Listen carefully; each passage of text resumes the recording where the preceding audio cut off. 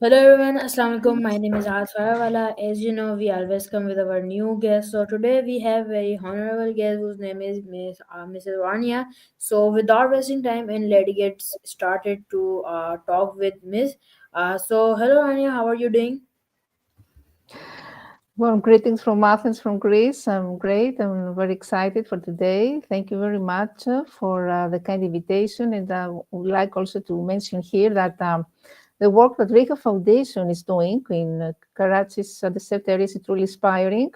It's great to see all these students and this amazing organization committed to shaping a better future by providing the tools and knowledge to drive positive change in these communities. And this kind of work, of course, can have a lasting impact not only on the students directly involved, but on the broader community as well. So many congratulations to all the members of the Rehan Foundation, and of course, special credits to Dr. Rehan, your mentor, the initiator of this amazing campus and online academy, this foundation. Thank you. Thank you so much for your kind words. So first of all, before moving on, Kirsten, would you like to please give us our your short introduction? Those people who don't know you, he will know us to you. Mm-hmm. Yes, of course. Actually, I'm from Greece. I'm Rania. I'm a global educator. I'm a STEM a teacher and researcher. My research area is mostly in cognitive neurosciences. I'm author also of scientific book for children. I'm the founder and the national coordinator of several international projects which focus on sustainable development goals. In general, I'm a part of many international organizations and collaborating with many institutions worldwide. And I'm very active, especially in the field of education and research. Currently, I've got to say that I'm working at the Greek Ministry of Education as the Dutch teacher, STEM teacher, and also the Greek Astronomy Space Company.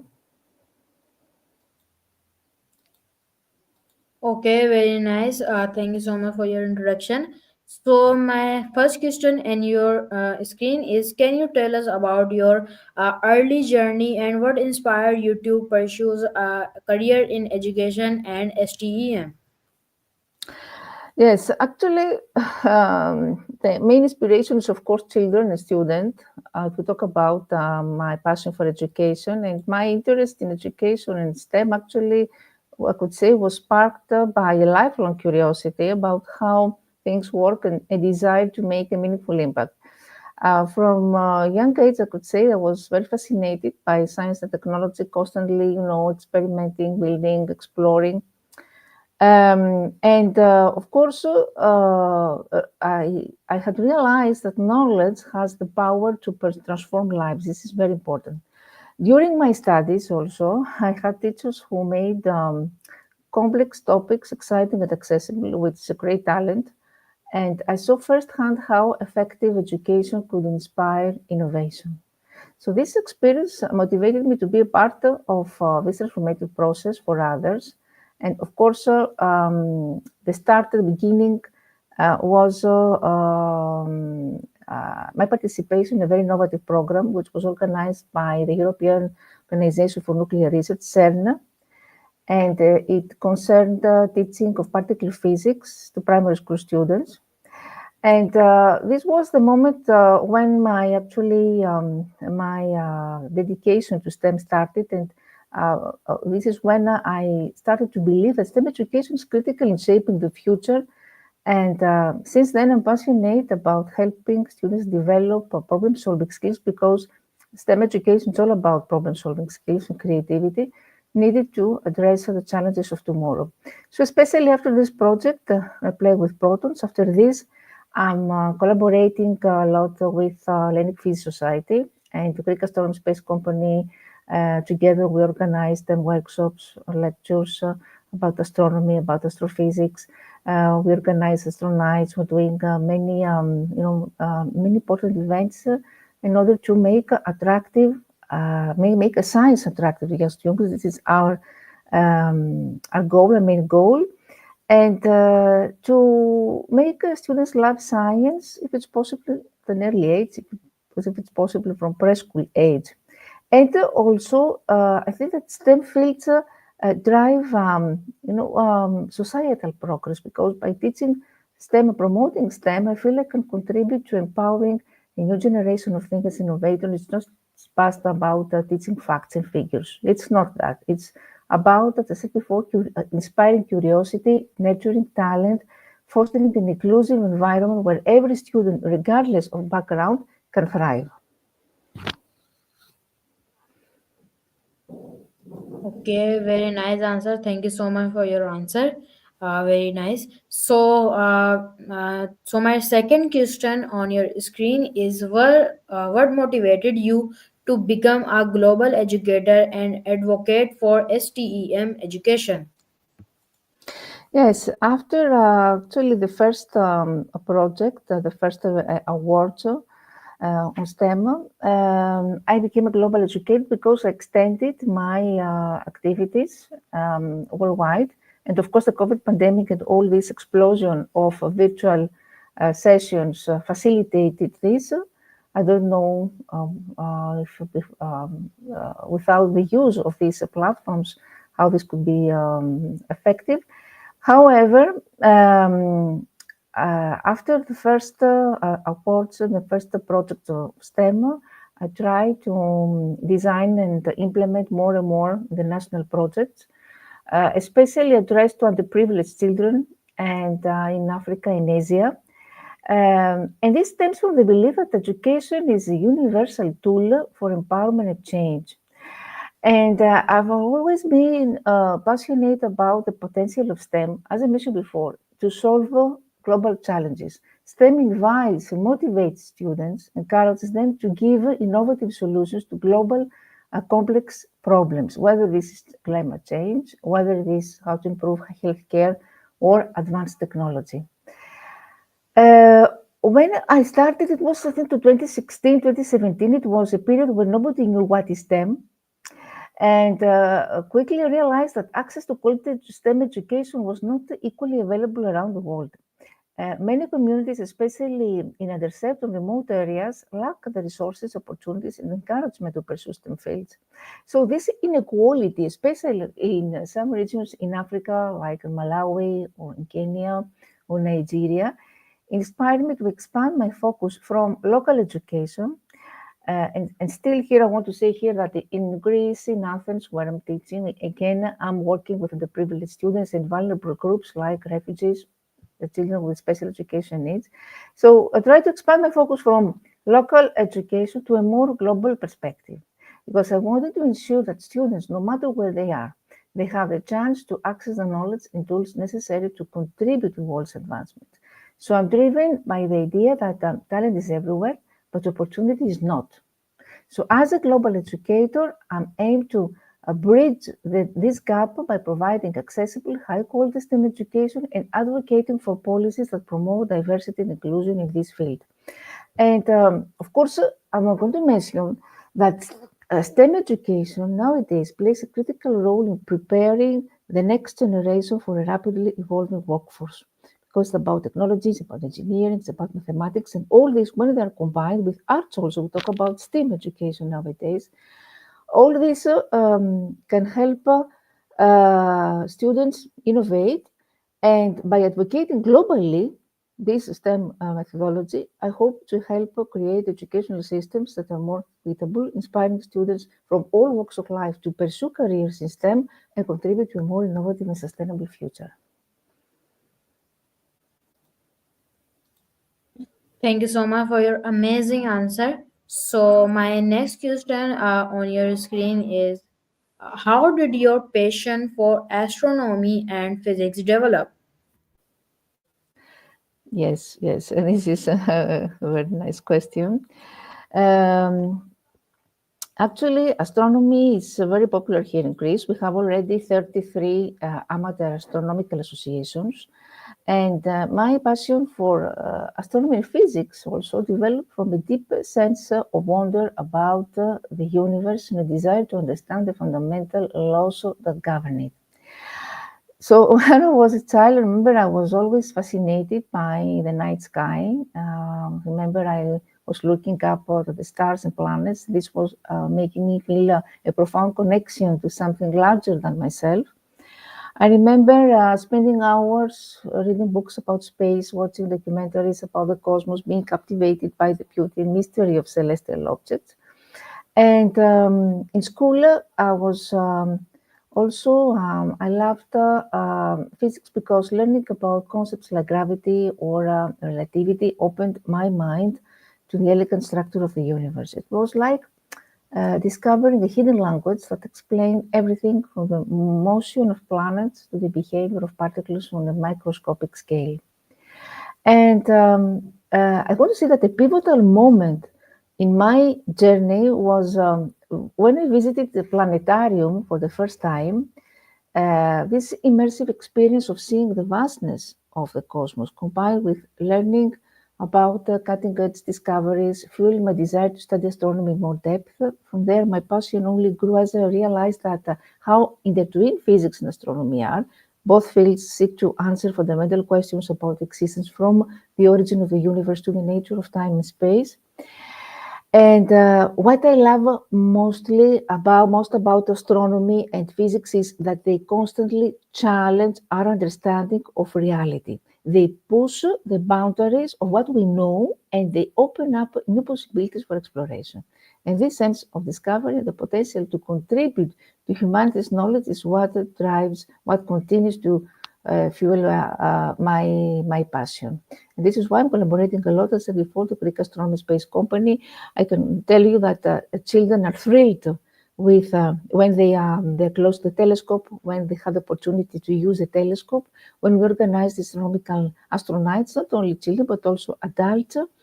Unfortunately, astronomy is a subject which is unfairly excluded by the Greek curriculum the last year. So astronomers here in Greece, especially amateur astronomers, they try to fill this gap by organizing all these events and to help also teachers to train, educate teachers on how they can use space themes, at least in other subjects, in order to help children, love astronomy and attract them.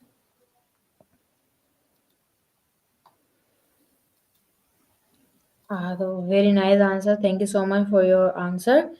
So my next question on your screen is, as a STM instructor, how do you make a complex scientific concept engaging for students? Yes, I will give an example also. Um, uh, as a STEM instructor, I believe that the engagement comes from helping students see the relevance of complex scientific concepts in their everyday lives and the world around them. One of the main strategies is to do what? To break down difficult ideas into more digestible parts by using analogies, hands-on activities, and real-life examples. For example, when teaching something like quantum mechanics or thermodynamics, I said before that I had the chance to teach particle physics to primary school students, which you can understand it's crazy. When you hear for this the first time, it seems crazy how to teach quantum physics to students of 6 or 7 years old. So when I try to teach something like this, I might compare it to everyday situations. For example, using a bouncing ball analogy to explain energy levels in atoms, or a traffic flow analogy for understanding electric circuits. And to bring these concepts to life, I try to incorporate experiments, interactive simulations, and project-based learning into the lessons, when students can actively engage with the material, whether it's through building models or conducting experiments or using coding and technology to simulate scenarios. They are, of course, more likely to grasp and retain information. For example, I might ask students to design a simple rocket to demonstrate Newton's law, or use data analysis to track trends in climate science. Another strategy, very important, talk about STEM and STEAM, is integration of arts, especially in primary education. When we incorporate kinesthetic activities, or you use storytelling as a way to engage students. Because through storytelling, we highlight the human element behind scientific discoveries. So we share, for example, the challenges and breakthroughs of scientists who made key contributions. This helps the students feel more connected to the material. Um, when we, for example, teach about space exploration, I might discuss the Apollo's mission or the Mars rover journey, tying it both the technological and human challenges faced along the way. And of course, it's the use of art, as I said before. For example, I'm going to give an example also. My students during this project try to depict the particle CMS detector, which is situated in CERN. So how they did this through painting, through gastronomy, using Lego, through any kind of arts and crafts, any kind of buildings that at the same time showcase their creativity and their innovative thinking. So they depicted difficult concepts of particle physics, particle collisions, for example, through humoristic dialogues, through also theater, through kinesthetic activities I mentioned before, through role plays. At the end of the year, academic year, we presented amazing project created by students. So these are ways to promote what we call inquiry-based learning, because STEM education is about inquiry-based learning mostly, by fostering an open classroom environment where students feel comfortable about asking questions and exploring new ideas. And STEM subjects are dynamic and problem-solving in nature, so I try to frame lessons as challenges or puzzles that students can tackle together using creativity and logic. When students take ownership of the learning process, they often find it more rewarding and engaging. Very nice, amazing answer. You explain very well. So my next question on your screen is, how do you integrate STM with language teaching in your projects? Yes, actually, I am among the first educators globally who try to combine the STEM field with language teaching. So in the past, I have organized a popular live lesson, which was addressed to English language teachers, private schools here in Greece. And I gave them original lesson plan, which included the physics experiment. So students performed the physics experiment. At the same time, I gave them an interactive sheet where students can actually, with the help of which they could formulate questions using conditionals, English conditionals and English grammar. They could say, if I use this material, will the bulb light up?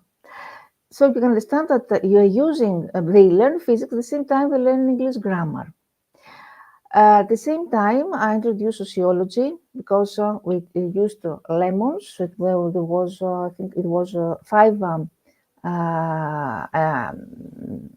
I showed five lemons and one green, yellow lemons and one green lemon. The green lemon was a victim of bullying. So this way we introduced also sociology.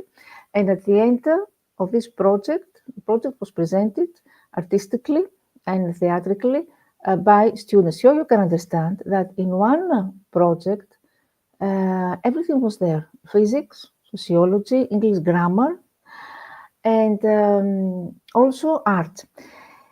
After this live show, which was popular, I think many English language teachers and many language institutions here in Greece were inspired by this. And I think now, after some years, the majority of these centers have already integrated STEM in their curriculum. They use STEM in parallel with English language teaching. And of course, my first priority is to highlight the fact that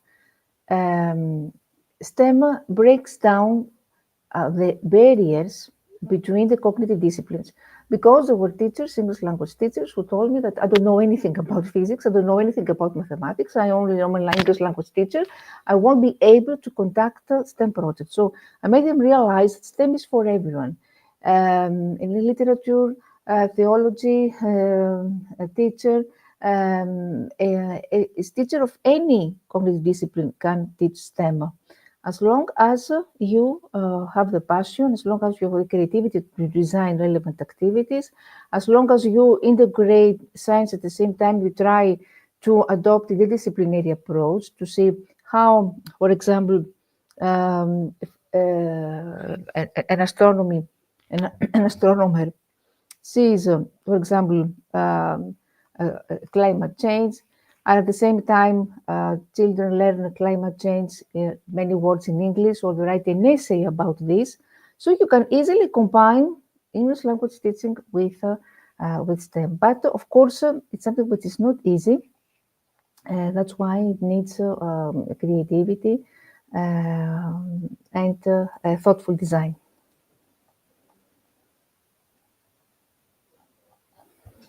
Okay, amazing answer. Thank you so much. So my second question is on your screen is what are some of the most innovative STEM projects you design for Greek schools?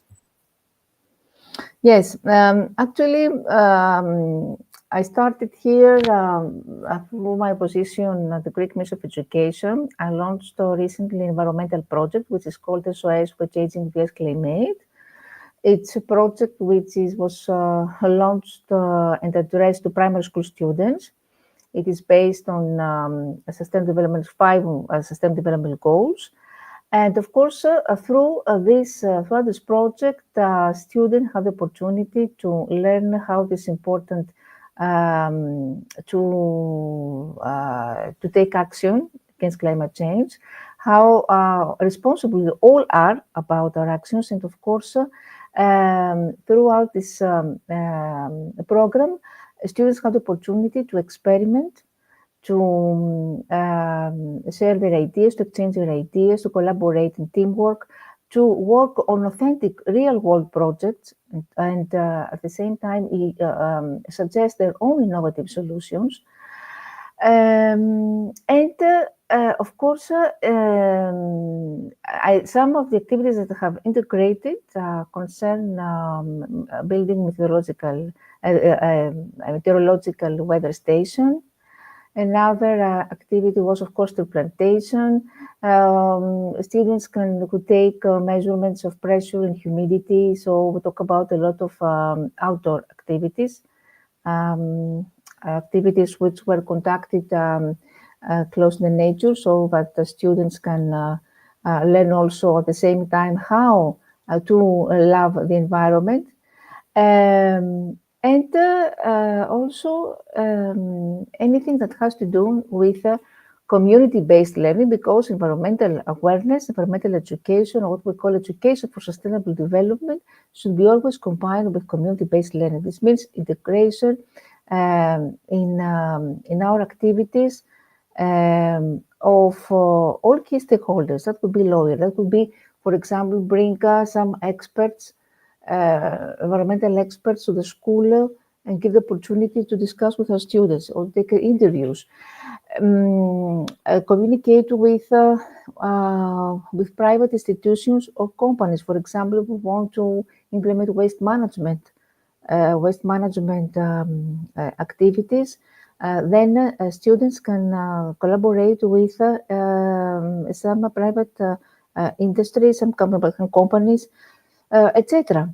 So first project was this, and the goal, of course, is to help students at the primary school age, at an early age, to deal systematically with environmental programs, to help them increase their scientific knowledge, and to make them realize before that we are all responsible towards these issues. Also, apart from this, I have launched a project which is called Water Life Given Threat. It's a very important project. And before this it was very successful, especially in Malawi. But first I implemented here in Greece with refugees. It's about it's important. It's about its focuses on water awareness, but actually help students through STEM activities, through water experiments, through some activities that help students realize the importance of the water in our everyday life. Thanks to this project, we obtained sanitation filter equipment, especially in some regions where students didn't have the opportunity to have clean water to drink. They didn't know not even how to sanitize the water. This project was extended, was expanded also in Malawi, as said before. And there, not only we took sanitation filter equipment, but also wells well drilled in these regions. Um, so I think the most important project was this environmental awareness this, about climate change. The second one about water level given threat. Apart from this, of course, every year we organize also astronomy projects for students. We prepare them for the national Olympiads also. Space international competitions organized by European Space Agency.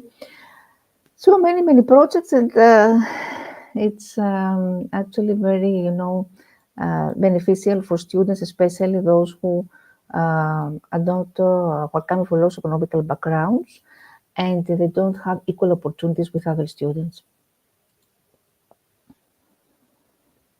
Okay, so now I am ending our interview. So thank you so much, Rania, for your very special time.